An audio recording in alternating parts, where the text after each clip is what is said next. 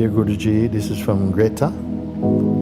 Since I was a teenager, I have thought that the end of the world would occur during my lifetime. There you go. Hi, darling. There you go, Greta.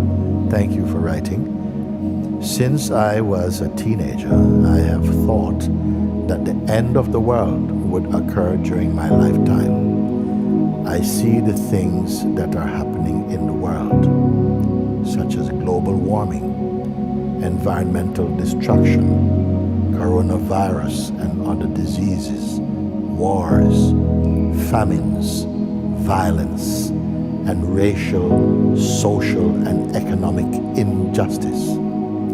These problems seem like overwhelming evidence that I am right. How do I focus on discovering the truth of who I am when I am panicked all the time about the end of the world? I am so grateful for this opportunity and I love you. Namaste, Greta. Thank you very much. Understandably, a very current concern for many people now like this. Since I was a teenager, I have thought that the end of the world would occur during my lifetime.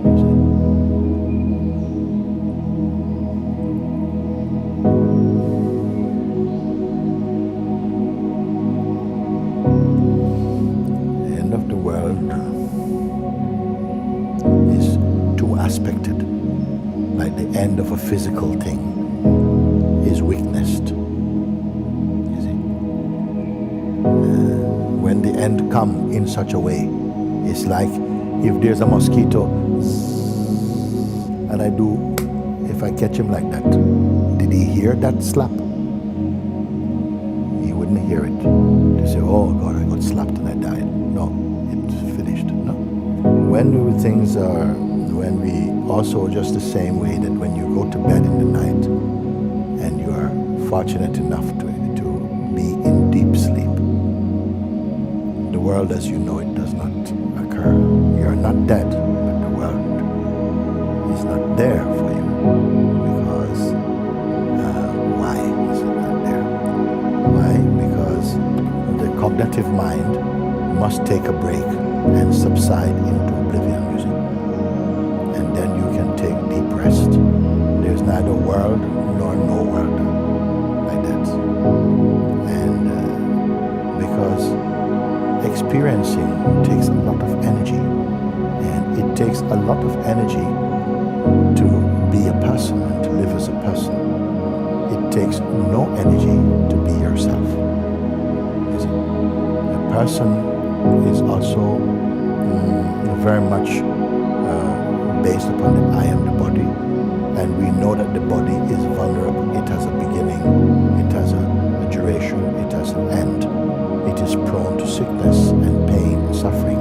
It's also available for the experience of joy and love and peace, and all of this is the instrument through which you will taste the diverse experiences available to all sentient beings. But you say, I see the things that are happening in the world, such as global warming, environmental destruction. We all see coronavirus and diseases, wars, famines, violence, unending, it seems, violence and racial, social, economic injustices.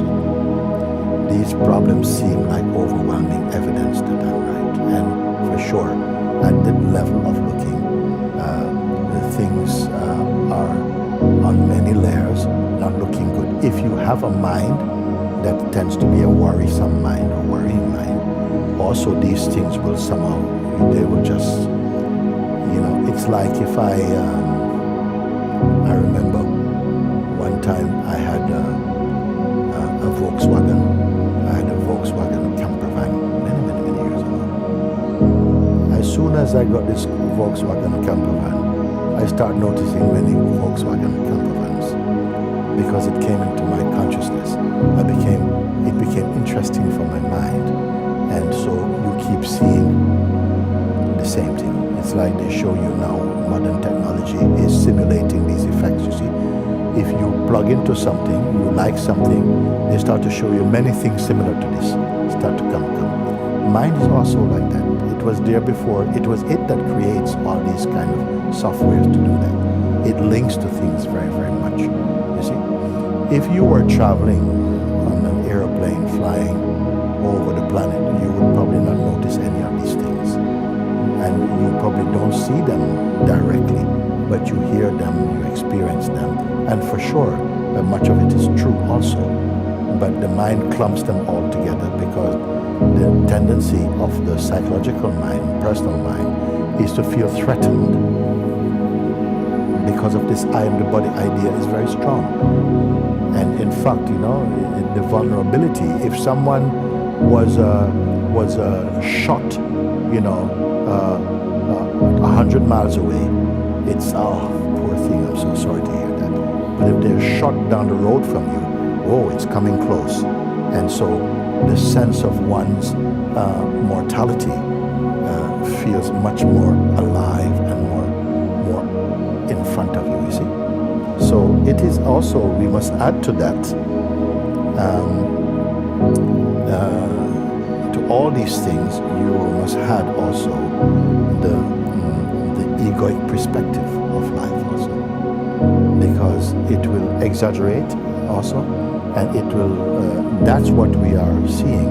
The reality of anything is not only in the thing, but in the mind of the one perceiving it. This is why I say there's one earth, but there are billions of worlds. And the world meaning not just the physical earth, but also our emotional response to it. Each one is experiencing the world in a unique ways. No two people are seeing it identically. Even if you are twins, you're not seeing it. And if you could imagine in the same way that you go to bed each night and you may have a dream, a dream that you did not intentionally create. It's a unique dream. But even if you're sleeping next to your beloved, there's no way, even if you could have something like some mechanism that you could plug in to witness the same situation, you cannot experience it in the same way. You cannot share your dream. You can talk about it, but you cannot share the way you experience it. It's the same in the waking state. Your view of the waking state is very, very personal and very, very unique because of its emotional content, the reaction, your conditioning, all of these things contribute to the unique way in which you experience any phenomenon. You know? That's one thing. Okay, I'll move on from that a little bit. You know? So the other thing I'll add also to this list is personal identity and ego, because that's the lens that we're looking through. And this is not just a mechanical lens, it is an emotional lens. It is very much a lens that is giving a reading that you think you're seeing, but it is what you are experiencing inside. We are experiencing the world as it is projected through the mind also. And so you may be living on an island and still be very worried about the world. Leave that to God. Something is taking care of all these things. It has to work like that. For thousands of years it's been talked about this age of the world which they call the Kali Yuga, which is a time of darkness and there have been many eras of darkness in human history, where there have been times of violence and destruction and hatred and separation. All these things keeps coming up and down, affecting different regions of different time, moves around like that. And somehow it seems that humanity also sometimes we need to suffer and to experience through the mind.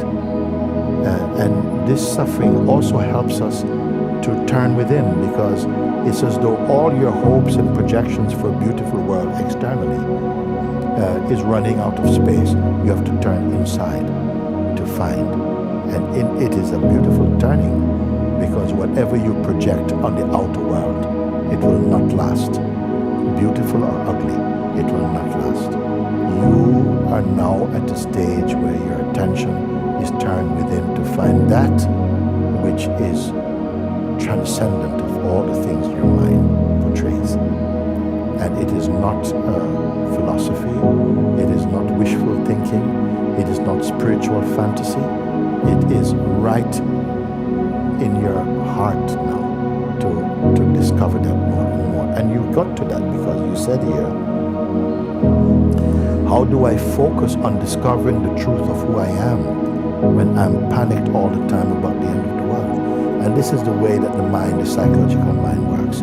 You're too busy trying to protect the world in your head to focus your attention on your heart, you see.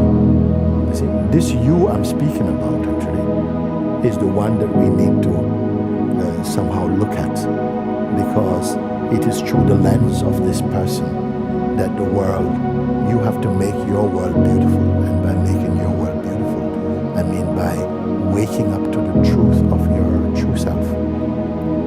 The things outside, in terms of the body, is relative, and the world it lives in and fantasizes about is also very relative. But in the heart of it is an absoluteness, a purity, which we are thankfully here to discover more of, like that, you see. You ask, how do I focus on discovering the truth of who I am when I'm panicked all the time about the end of the world? And the idea you have of yourself in the mind is panicked, you see. And it's the same thing that I was speaking to the previous question, I think it was Jennifer, that somehow something has to make this switch, you know. It is not the self that needs to switch, but the switching needs to happen where all the energy is concentrated upon this person you take yourself to be at the moment. And thankfully, I can tell you, you are not that, not absolutely. And even at a relative sense, you're not that, because you see, you have had so many experiences, and each of these experiences have been changing the way that you look and how you perceive yourself in the world. So it will always be changing, something's always changing. But there is a consciousness within you that is aware of the changes, but itself is not changing. Am I connecting with you at this moment? So even if you say, how do I focus on discovering the truth of who I am? How can I, when I am panicked, when the mind, myself in my mind, the entity in my mind, which is myself, I'm so panicked all the time about the end of the world, and I'm totally hearing that. Must we go and rescue that one, or must we be rescued from that one? Because that one and the world is very connected, and the world that it sees is not a reliable world. Your worldview will not fit into someone else's worldview. So you cannot find a reality by existing as a separate view. And the self is beyond views and perspectives. So how to focus on discovering the truth of who I am when I'm panicked all the time about the end of the world. Let's go to this place of panic.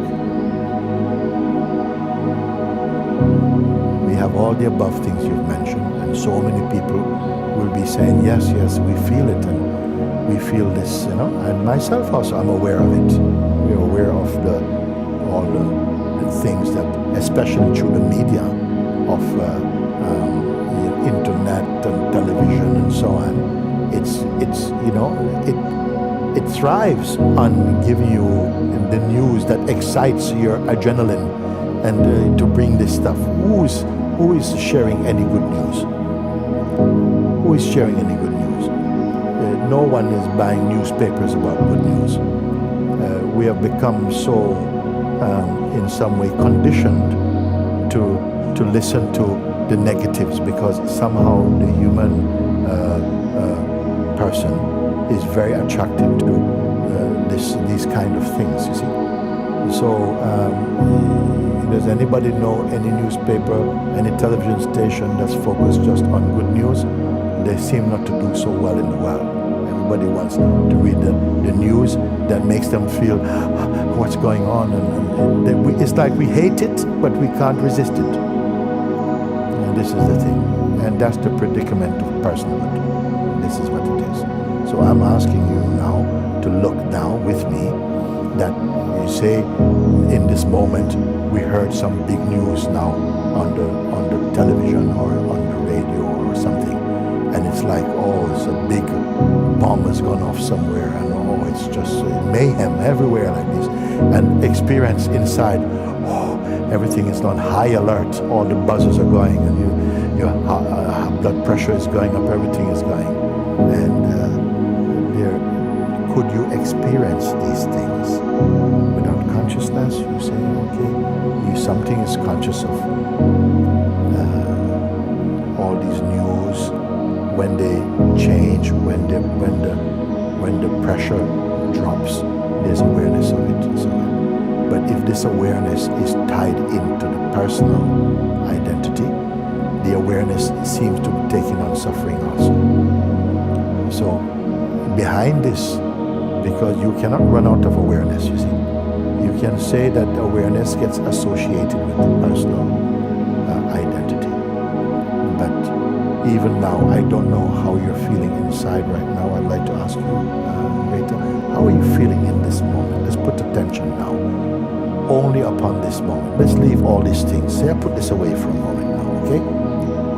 And I am just here with you.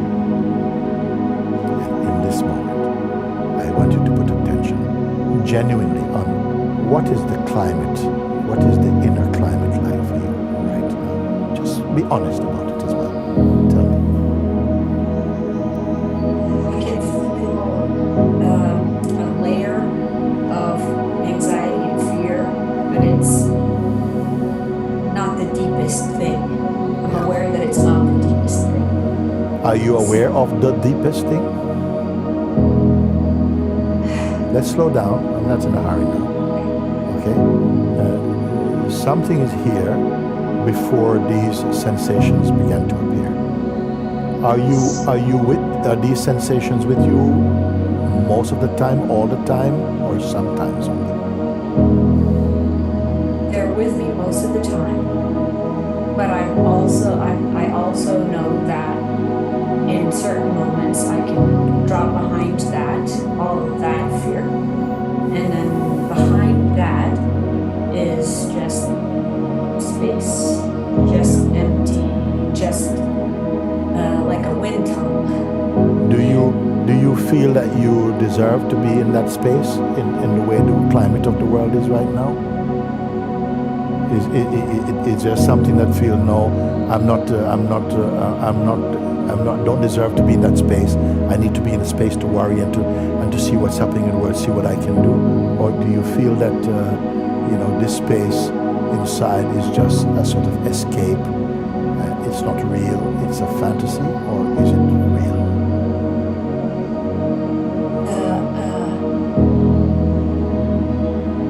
I know that that's me. Yes.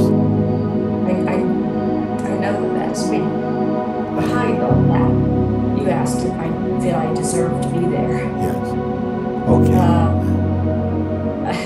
I guess sometimes when I'm in the person that thinks it's a person, I don't think I deserve to be there. But when I can remember that I'm really what. Even the one who remembers to turn within. Is this one not also perceivable from the place that just is? Is Yes. the place that just is busy doing something? Like, is it busy being is? Is it busy being? No, it's just gone. No, it's just abiding. Yes. Not What does the term abiding mean for you? Is it an action? No, it's a presence. I Okay. feel presence, Yes. empty presence. Yes. The I that feels presence, is it different from presence? Just take a moment.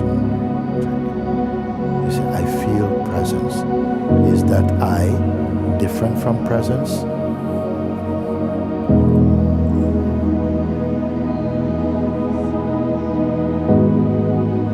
Or is it that in presence the feeling of I is also perceived?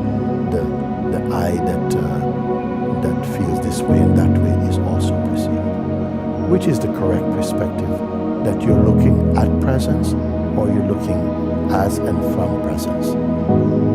I am looking as and from presence when you ask. Yes. Yeah. Could you say that again for me? Just say the words again. I am looking from presence. And as presence? And as presence. How does that feel now? Is it true?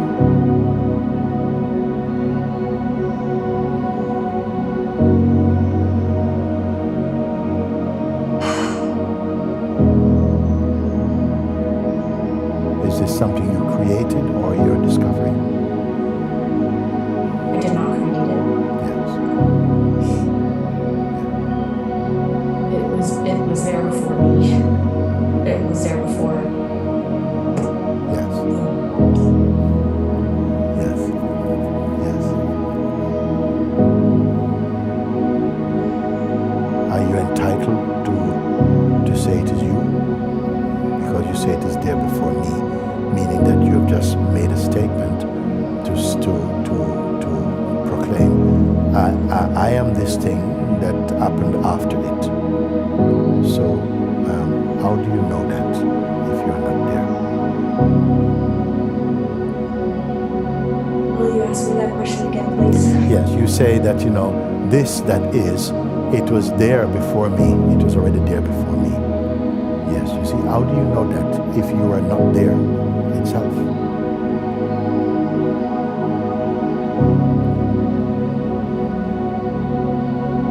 The sense of me is the sense of myself, the one who experiences feelings and are moved about by feelings, rises and falls, changes all the time, and is perceived also. You can talk about it and say, yes, now I'm feeling like that, or now I'm feeling much more, now I'm dropping. You see, something is watching that. It is not that.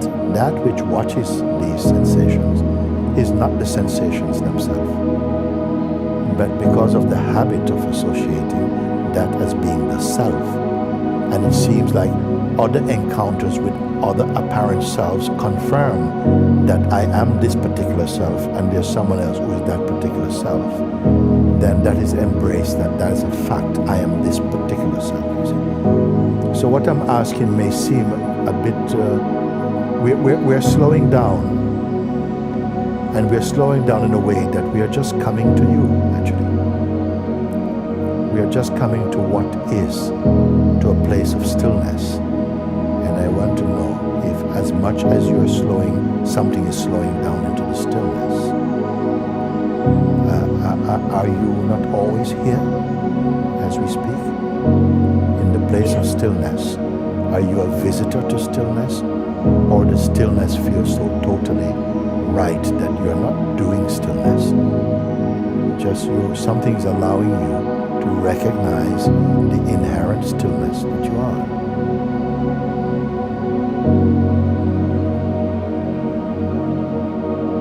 Your breath has changed also. What work do you do? I'm a therapist. You're a therapist, okay. So I would just like to say that is it possible that for a while you don't watch TV for a bit and use things just for like 2 or 3 days? And just spend those 2 or 3 days just paying attention to this that I'm speaking about now. Just paying attention to this. To see if it is anything you're imagining or discovering. Yes. Yeah. Just discovering. Because the more we look without creating, just look, and you'll find that your breath is changing. Something is slowing down. It's like coming back by itself, unforced. It's not being juggled about. It's just dropping back into itself. You see? And that is something, a very natural, if you want to call it a process or a movement, I represent. It's just allowed to fall back into itself. You see? Yes. And that space it's falling back into is what you are. You see? The place you were speaking before is what you imagine you became. But the real place, even while the play of becomingness was unfolding, that place was not changing. It doesn't need to, because it is perfect and complete.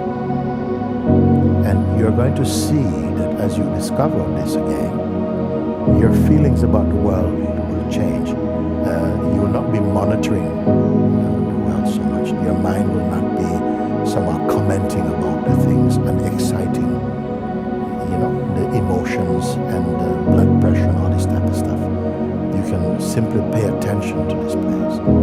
And what happens is that everything is auto-correcting because of that. Just that simple, isn't it? That simple recognition, allowing yourself the space to verify that there's a non-doing place, a place from where all the movements of the mind and things can be seen. But it is not worried about them. In fact, the more you're aware of this recognition has the power to bless every aspect of the other expressions in you. Things slow right back down again. And which is more true for you? Which is more your happy place? It's the place where you are here. Not the one out there. No, it's not even your heartbeat. It's earlier than heartbeat. It's not any thought. Before any thought is there. During the play of thought, it is there. When thoughts end, it is still there, untouched. It only requires your recognition. You see, so much importance has been given to the dynamic self-portrait, which keeps on changing. And all of its environment is changing with it.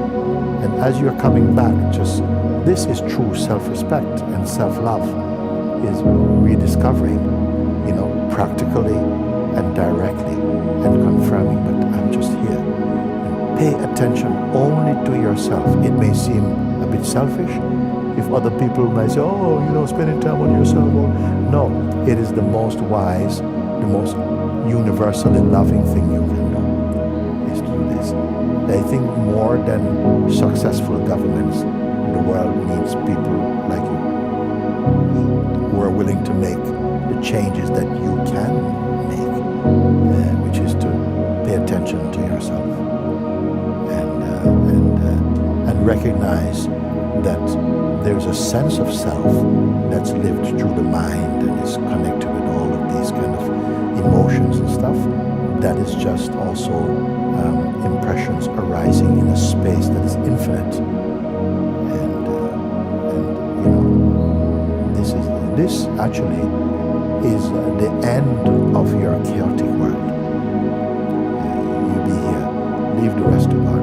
You just stay here.